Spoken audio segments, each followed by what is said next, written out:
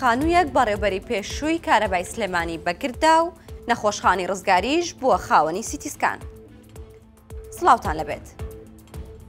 ئەو بەڕێوەبەرەی کارەبای سلێمانی بەڕێوە دەبرد و ڕووناکی شارەکەی بەدەست بوو، دوێنە لە زیندان ڕاگیرا و ئەمڕۆژ ئازاد کرا. ئەوەش لەسەر پێدانی خانوویەکی بەڕێوەبەراتی کارەبای سلێمانی بۆ ماوەی 9 مانگ بە کارمەندێکی خانەنشین.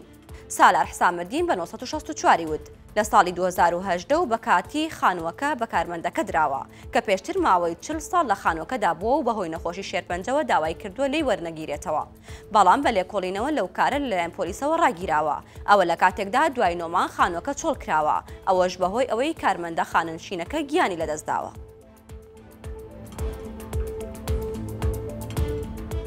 ئاستنی چوارچێوەی وێنەی کاندیدان و فلێکسی ڕێکلامی حیزبەکان خەریکە هەناسە لە سەوزای و گوڵی ناوەندی شەقامەکان دەبڕێت. 6 ڕۆژە بانگەشەی هەڵبژاردننی پەرلەمانی کوردستان دەستی پێکردووە و کاندیدان زۆرترین گلەیان لەسرە لەلایەن باخچەکانەوە.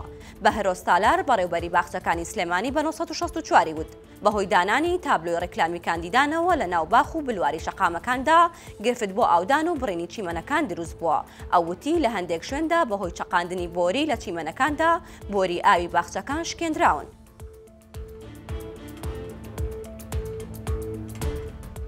تانکەرێکی نەوتی ماڵان بۆ نەهاتوو بەپڕی لە نزیک گوندی جۆنەرەی قەزای خەلیفان وەرگەڕا و بەهۆیەوە ئاگری کرد.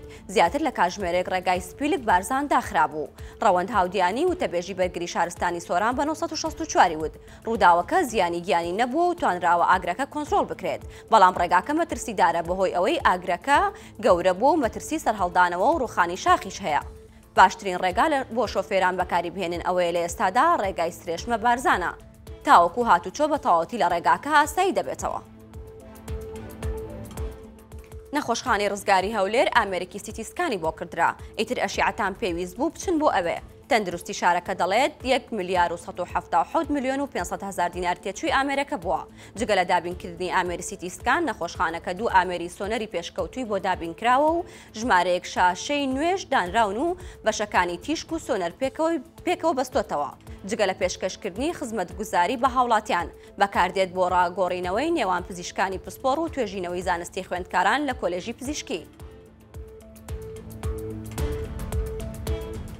بیرتان نەچێ هەر ئەمڕۆ پڕکردنەوەی فۆرمی زانکۆی ئۆنلاین تا 5 ڕۆژی دیکە درێژ کراوەتەوە. هەروەها وەزارەتی ناوخۆ بڕیاریدا تا کاتێکی نادیار لێخۆشبوونی لە 120 سزاکان بەردەوام بێت. هەواڵەکانم پێشکەشکردن هەر شاد بن.